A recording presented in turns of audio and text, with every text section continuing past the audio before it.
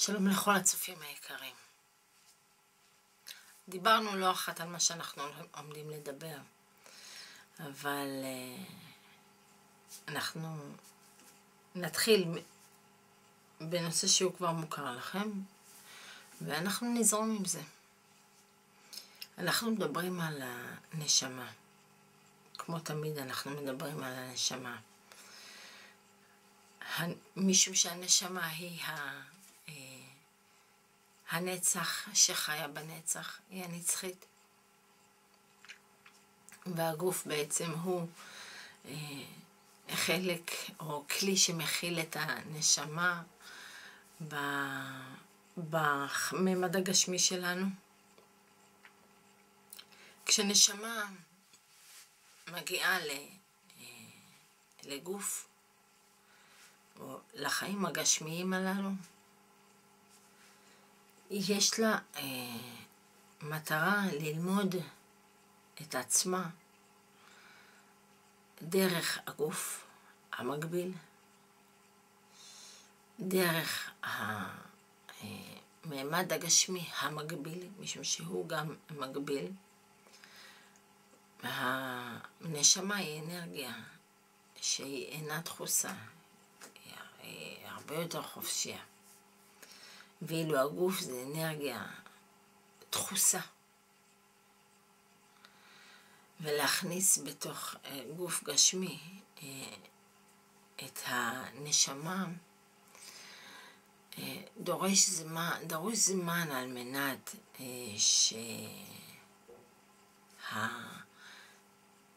שהנשמה תוכל להגיע לכל מקום ומקום בגוף.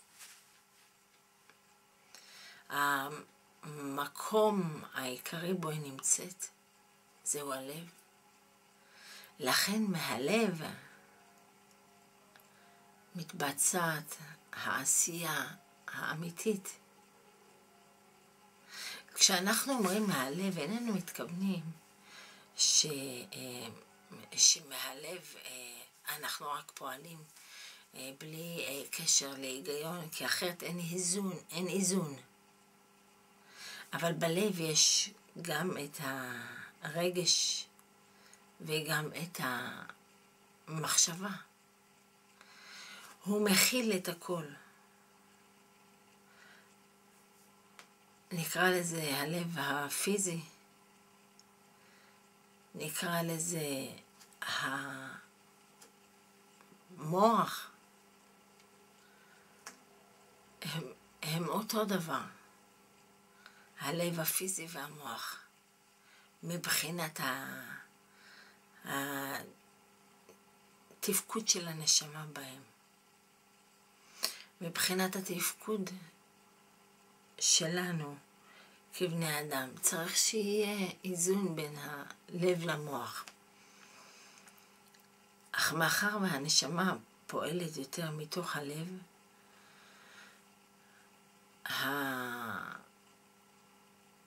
הרגש הוא חזק יותר בדרך כלל. הרגש יותר בא לידי ביטוי. כשאנחנו מדברים על הרגש ועל הלב, מן הסתם אנחנו מדברים על רגש של אהבה. אנחנו לא מדברים על רגשות שליליים, אלא אך ורק על רגש חיובי, רגשות חיוביים. אלה הם הקשורים ללב.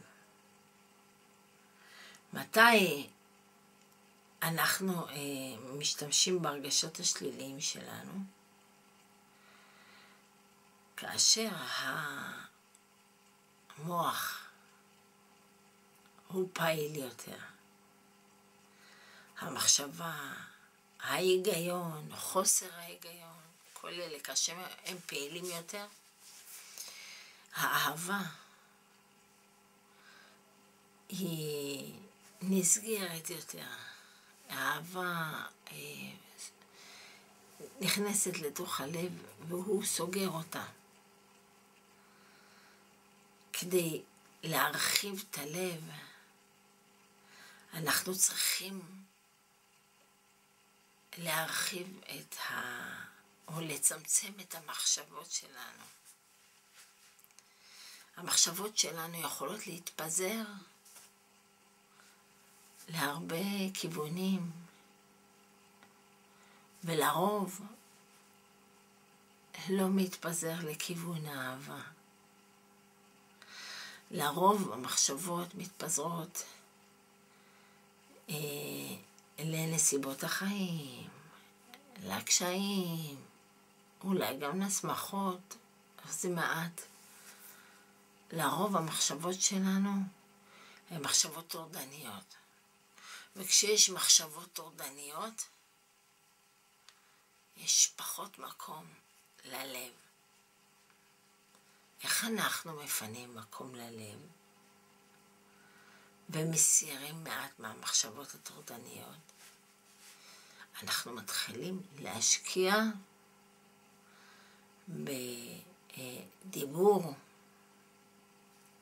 אישי, בשינוי של השפה שלנו כלפי החיים וכלפי עצמנו. אנחנו מתחילים לשנות קודם כל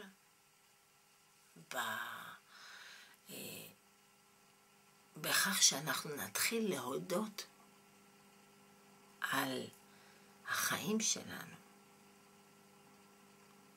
להודות על החיים שלנו זה לא דבר מובן מאליו.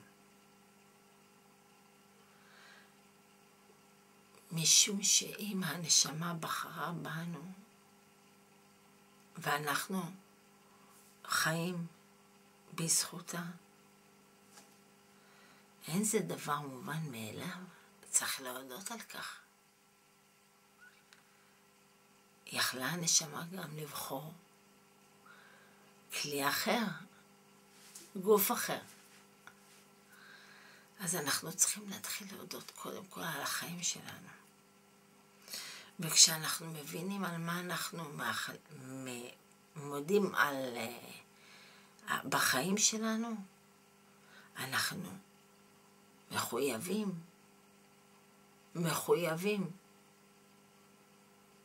לא שאם נאמר את זה אתם תעשו את זה, אולי חלקכם, אבל אנחנו בהחלט מחויבים לברך על הנשמה שבנו, להודות לה, משום שדרכה בעצם אנחנו חיים את חיינו. אמנם כשהנשמה באה לגוף, אז אנחנו אמורים לפעול בשיתוף פעולה, אנחנו והנשמה.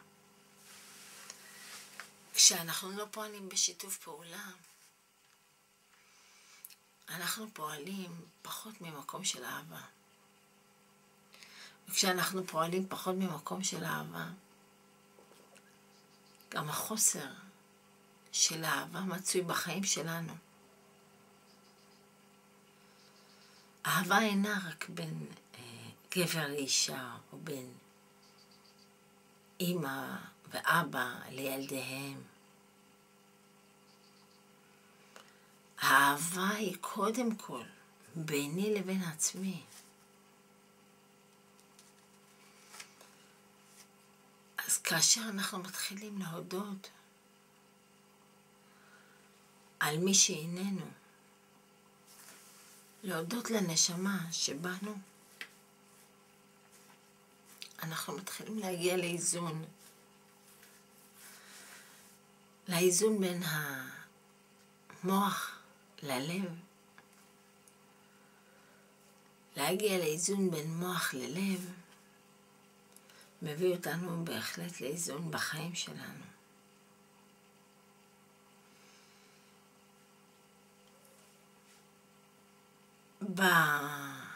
במוח, מתוך המוח יוצאות לנו המחשבות. מתוך הלב זו העשייה בעצם. ושם צריך להיות חיבור בין המחשבות לעשייה. ובפועל זה איך אנחנו מבטאים את עצמנו.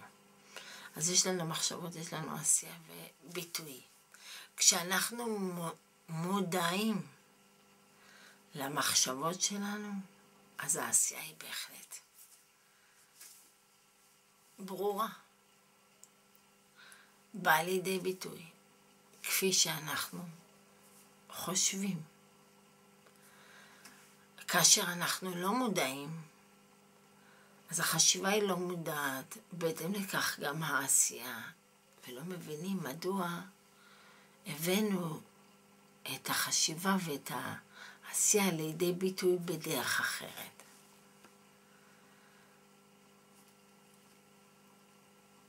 ההתפתחות של החשיבה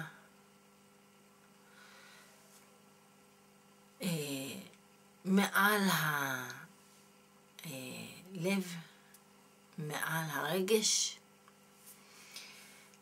יוצרת בנו ריחוק בינינו לבין הסביבה. ניקח לדוגמה את התפתחות הטכנולוגיה היום. נוצר ריחוק מה?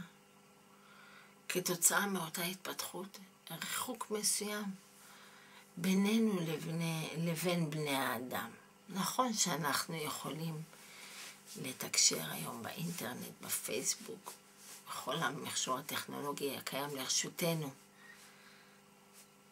אבל הלב שם לא בא לידי ביטוי כראוי, משום שכדי להביא את הלב לביטוי, אנחנו זקוקים למפגש, לחיבור האמיתי בינינו. לא חיבור ברשת. כאשר הרגש מפותח יותר, אז המחשבה יותר רדומה. ולפעמים, אם הרגש גובר על המחשבה, אז העשייה שלנו היא עשייה לא מאוזנת. זו עשייה שמביאה לידי ביטוי קודם כל את הרגשות, ולרוב את הרגשות השליליים. כאשר אנחנו רוצים להביא לידי ביטוי את הרגש של האהבה, אנחנו צריכים שהלב שלנו יהיה פתוח לאהבה, ושגם המוח יהיה פנוי לאהבה. זהו מצב של איזון. ורק במצב הזה אנחנו יכולים לתת לעולם שלנו יחס יותר הוגן וטוב. אנחנו מאחלים לכולנו פתיחת הלב, איזון רגשי ואיזון שכלי, ובפתיחת הלב להתקדם קדימה אל האהבה. והאהבה היא אור האלוהים, והאהבה היא האלוהות בהתגלמותה. כאשר אנחנו נהיה ממקום של אהבה, נוכל להביט דרך אותה אהבה אל כל אחד באהבה רבה יותר. אנחנו מתכוונים כמו לאהבת גבר ואישה, אנחנו מתכוונים, או אישה לילד. אהבה זה בעצם העשייה הטובה בחיים. ההתקרבות אל הטוב, אל השמחה, אל ההבנה, אל הקבלה, אל הסובלנות, אל החמלה. זו האהבה שאנחנו מדברים עליה. שם אנחנו צריכים להגיע כולנו. בפתיחת הלב. ובאיזון השכלי נקרא לזה, אנחנו נהיה מחוברים יותר. החיבור לנו עם עצמנו יאפשר לנו חיבור עם האחרים. אז תודה רבה ולהתראות.